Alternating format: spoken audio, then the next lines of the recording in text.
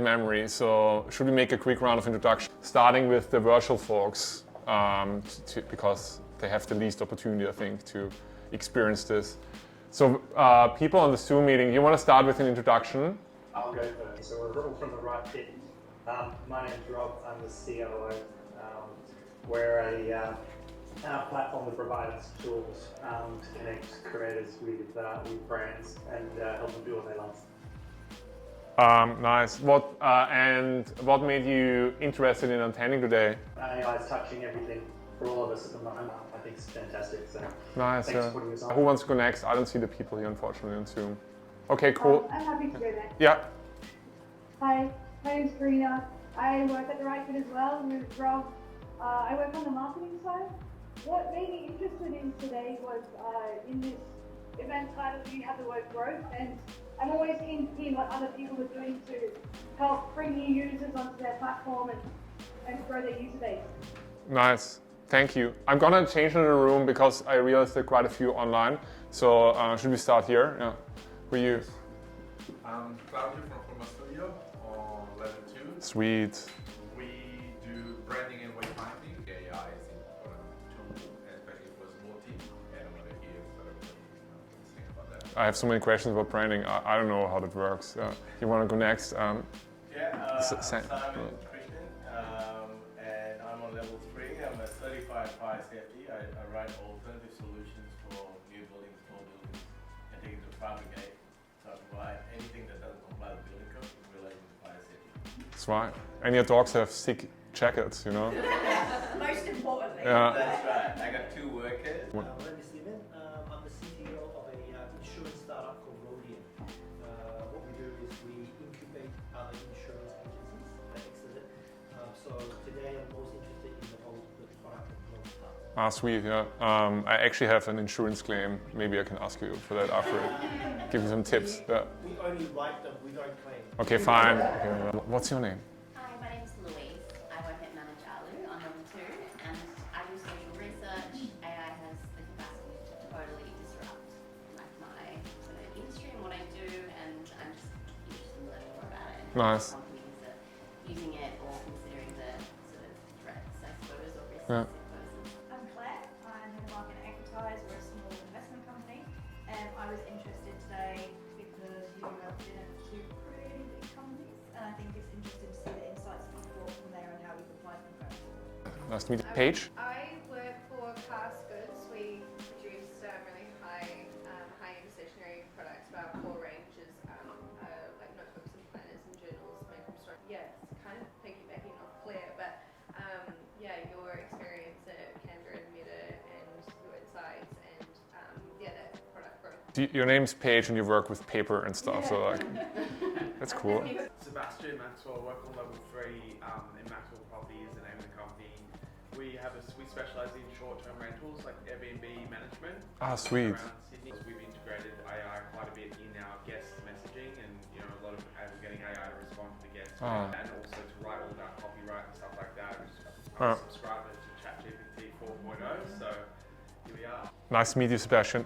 Hey everyone on the Zoom, I'm very sorry for not taking the time to make you all introduce, but there's going to be time later because I'm going to structure this in 2 parts.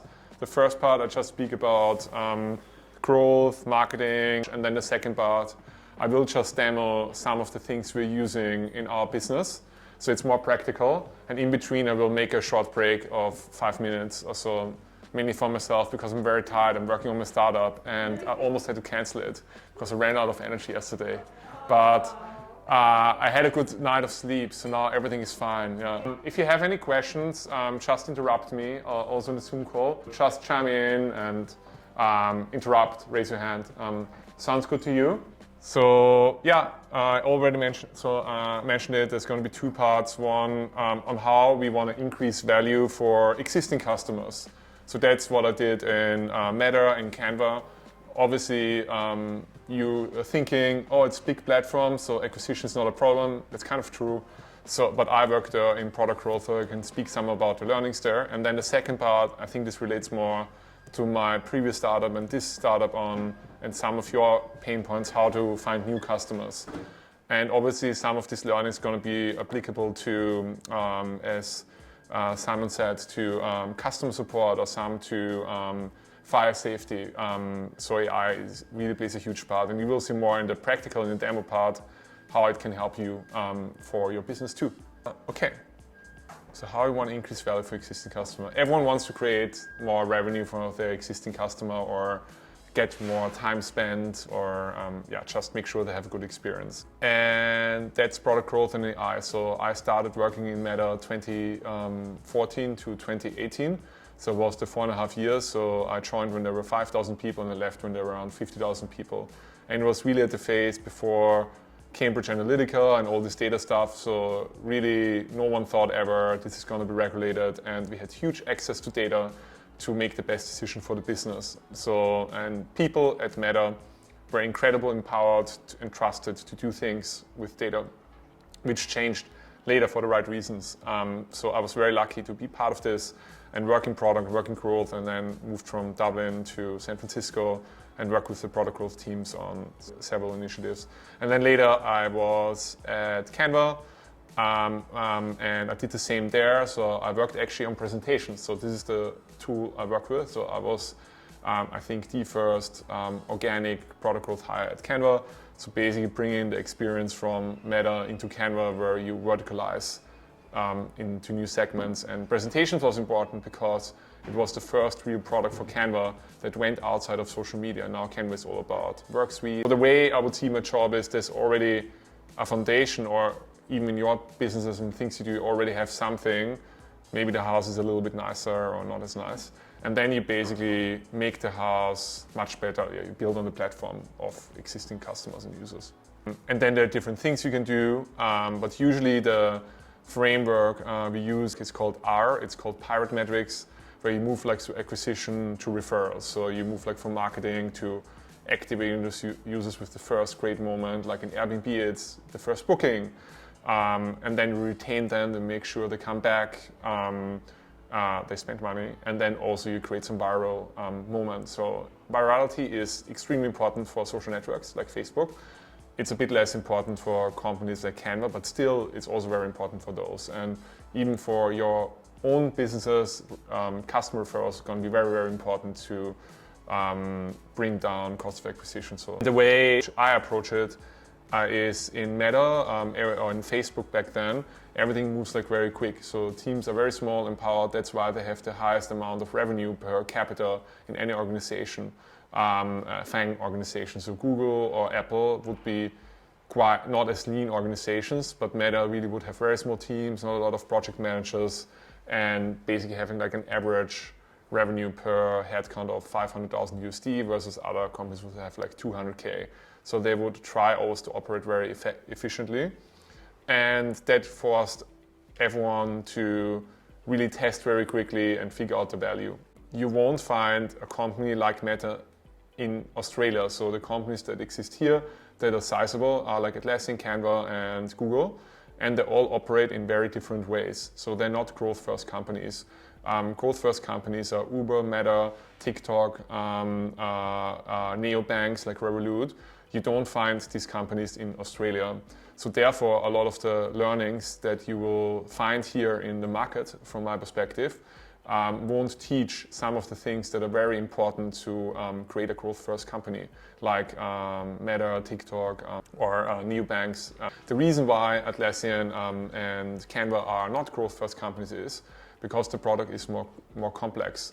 So in Meta, everything is about making the connection between one user and another, and then messaging and create value through the social graph. In banking, it's about the transaction and repeating those transactions and making sure customers find value at the cheapest rate. For Canva and Atlassian, it's not that straightforward to define a project. You can work on a project for a day. You can work on it for years. You can create a design in 20 minutes. You can create you work on a presentation for a month. So I think the design process and therefore the discovery of the user pain points requires more qualitative research. That's why Australia is a very great market for product first, but Meta is also a product first company. I would say it's a design first and Meta or a research first. And Meta and these growth companies like a growth focus on creating great product. Great point, Piles, when business is small.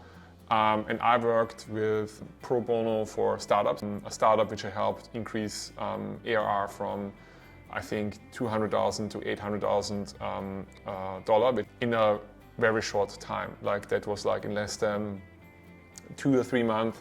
So just literally working with this company, understanding the pain points in the funnel for existing customers, and then doubling down on how to increase, in that case, annual upsells. So I think I can figure very quickly out where are the friction points for customers, and it's kind of a mixture between design and data, the art about it. So seeing like patterns on things that really hinder the customers to easily pay and go to the next step and sign up. Product growth in the age of AI is quite different. In Meta, when I worked there, we would create very sophisticated models to make simple decisions, decide on policies or certain business decisions.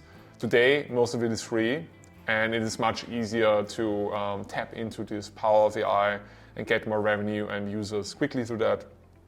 Many things that previously were expensive with engineers are now almost free, so particularly around experimentation and even customer success and for creative agency work, figuring out the pain points of customers are now very quick with AI. Also for engineering, a lot of things can be done with code that previously were not. I think with engineers, it's still expensive because you just add AI and then make everyone more productive. So I think they don't work less really. No one works less, everyone works more. Operations can be done 10 times faster. And that is what I experienced from building my previous business 8 years ago and now creating a new business. So now instead of hiring one person to create 10 blog posts a day, I can hire one person to create 70. So you still need a human to curate the strategy, but once you define the strategy, you can move incredibly fast. Over for you, but I just want to give an overview. What is product growth? How to enable a growth function in your business, even if you don't call it product growth. And also, I want to show you that it's actually quite simple. It's not that hard, because if I can do it, you can do it as well. Any questions so far? Comments? You said you can produce more content, obviously more quickly. Do you think there will be a time where SEO, bots and everything that content is a lot of the use for will become quite wise to the fact that it's produced quickly and maybe just for the sake of numbers rather than quality? Search algorithms for companies like Google are always evolving, so I think I'm not concerned about that. I think they will just change the way their model picks up what is quality content. I think consumers will be saturated with a lot of content, but the strategy, the storytelling will always be with the humans or the content creator. Sometimes there's value in creating content that no one writes about, but there's still a value, I think, being created in search as well, because now one way of looking at it is now finally content can be written that was previously too hard to write and research about. So like really niche topics that people can write about. That's one of our growth strategies we use at Subscribed, for example. So we're not flooding the market, we're actually closing a gap that people are looking for. A lot of things are moving to video and more high quality content. And then, yeah, of course you can use AI to create that, but it's much more expensive and much more harder to replicate really high video content. And some of the top people in AI, like Sam Altman and Mark Zuckerberg, they acknowledge the limitation is actually not computing power, it's going to be energy, because it takes a lot of energy creating that, and there will be very different limitations than we anticipate today to actually replace humans entirely. Just a quick question, the products you're talking about, like clearly are subscription-based products, but do the lessons hold for non-subscription-based products? No, yeah, good point. I speak about marketplaces, non-subscription products. It just, I wanted to show one subscription product, probably a bad example, but the lessons are really for any product that is digital, probably also physical store to some extent. I think you can use this framework in the physical store, but basically any business has these steps. So let's say we take, for example, a bank, which is not a subscription product, you still have acquisition, activation, retention revenue. So it should apply to anything really. Or if you run like an agency, you still go through those steps. Yeah. Good point. My personal story is that I really love the intersection between creativity and data. I think that's really what I'm very passionate about. So I love the craft of designing and understanding the UI and the UX. Also because I come from a family of artists. So my mom is an artist, costume designer. So I grew up with drawings and stuff, so I'm very connected to that. But then on the other hand, I was always very good in math and I had an interest in it. So I think, and that is the perfect mix in growth, because you need to be creative, understand what is happening in the UI or in the designs or in the flows, but you also need to understand the funnels and the data to make the right decisions. I'm not as good in qualitative research, like speaking to customers, and the reason is it wasn't that important for growth at Facebook at the time. So everything was about connecting and looking at the data. And in Canva, this is where I really learned that the qualitative research, which is very, very important to make great decision for a product like Canva or more complex products where the jobs to be done are not straightforward. And professionally, yeah, I worked at Meta, Canva, and then also at Subscribed. I'm now on LinkedIn a lot. So I'm like a LinkedIn AI pro. On Meta, I launched Jobs, which is like you can apply for jobs. At Canva, I worked in different teams and did like growth there. And now from my own business at Subscribed, I just wanted to show this video. You see, like, I'm like very active to engage with people on one of our channels, which is LinkedIn, but I also use YouTube and other channels. I just want to show you that.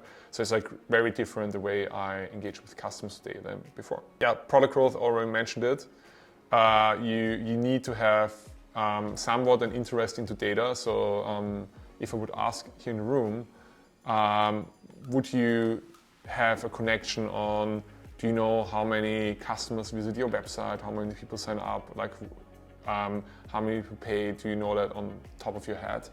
Are there any gaps you think you don't know about? So I think, are you interested in figuring out with the data that you have accessible? Do you have basic design skills? I think that's really, really valuable. So if you can mock things up, even if it's in a Canva presentation, or and you can explain things through design and through drawing, that's very, very good to have. And last one, I think no one focus on shrinking their business here. So what is product growth and what is normally done and what isn't?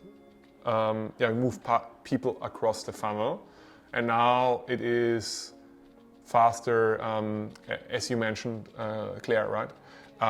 Now I think a lot of this funnel activation happens with AI. So you have it on the retention side with using AI in chatbots. You have it on the brand side on creating better strategies on the acquisition side. Maybe you have it in your space, working with fire regulation on understanding the law and nuances better. You could have it in your business as well for understanding insurance trends better. So everything moves a little bit faster, but it's still the same things. Our jobs are now just being much more effective, I would say. Informed product. Yeah, I think that's something I often see. We have like a list, a spreadsheet where we would go in and then we call it growth book, and then we would just go in what worked, what didn't work, and we would test. We define how long we test something and then stop it. So I think we're very rigorous in this process, and that's also how Facebook does it, and some of the things I implemented in Canva, where we would really make sure that we keep log of everything we do and why we're doing it and what we're hoping to learn, and then take it from there. I'm gonna jump now to the growth handbook. So it can be very simple. So we have here a spreadsheet of different initiatives, and then we would just write in there what we're doing, why we're doing it, and then we kill it very quickly if it doesn't work. So that's one of the things you do. And it can be, if you don't have it, you can take like notes in your notebook, or it can be anywhere really, but just take notes of things. It's very important. I mean, who of you doesn't have engineers in their team, or doesn't work with engineers? Okay, 1, 2. You all have engineers grading. Okay. For those people who don't have engineers in the team, how do you refine your learnings when you talk to customers? Well, for me, I mean, I'm speaking to customers as like a service-based business, so you know, it's more like renting properties out, managing their revenue and stuff like that. So Okay. I think there could be a need for engineers, maybe like the development of my booking platform and stuff like that, but not for acquiring. Yeah, for sure not. Yeah. Yeah. Yeah, I guess we use like a lot of platforms like Shopify to Sweet. like third-party platforms like that. And then how do you refine, I was more curious about the people without engineers because I think nowadays there are a lot of no-code tools, which is pretty cool. So you can do a lot without needing anything built. So I was more curious, how do you make decisions on changing things or the Shopify theme? Do you keep the same colors all the time or same imagery? So stuff like that. Like how do you learn that? But it sounds like you have a couple and then you just, is it intuition? Yeah, I guess we do. Like we pull reports. Yeah. So yeah, like HubSpot, no, Hotjar or something. Yeah. So you look into things. Okay. Yeah. Yeah, that's great. Yeah. Yeah. And yourself, Claudio. I mean, I don't see the application in terms of what we do in terms of engineering. I mean, there could be in terms of data analysis, in terms of how we sort of progress and then acquire new clients and sort of moving the growth in that sense. Yeah. But we don't do it. Yeah. Note to myself, I think I need to update this. I think it should be more about data and decisions, kind of. But yeah, I think even if you don't work in a tech company and a SaaS company, subscription company, there are applications on using data, making decision and refining it. I mean, you do this every day. And then you will have different approaches, like you speak to clients. I think if you go back to the notebook and each week you write down like one thing that you learn and you want to improve over time, and that's the growth mindset. So if you make 1% change every week, then over time it will have compounding effects and you would become really, really good and have a much better product than your competitors. On the Zoom side, any comments here? Rob? I can jump in. Yeah, please. We're a tech company, SaaS and marketplace, so we have the luxury of having a fairly large engineering team. Wow. And a reasonable sized product team who both work hand in hand on this stuff along with marketing. Yeah. And your colleague who works in marketing, if she's still here, I would also love to hear her perspective on that. If not, it's fine. I think Karina's dropped Cool. off. Yeah, definitely. We're losing them one by one. Sorry, mate. No, it's actually my fault because we are like, yeah, all good. So how to become a growth manager? If you want to develop some of this muscle, you can just match up with other people in the industry that come from growth companies and ask them to come to your company for coffee, speak with them. They're always happy to help. If you feel like, or you don't have the resources, or you cannot, just write them on LinkedIn and ask them, hey, can you come in the office, have a coffee chat, and no one will say no. You know, everyone is going to be happy to help, especially small businesses or businesses like yours, Rob. And then questions you can ask yourself in the process: do you already have experience to work in the field that relates to that? Some of you yes, some of you less. And then the second one is, yeah, that's it. That's an important one. So are you actually excited to look at data more regularly? For my own business, Craft & Oak, which I sold, it's like a small printing business, e-commerce store. We used to look at daily, we would look into our Google Analytics, so you don't need like fancy technology. You can use like Shopify Analytics or your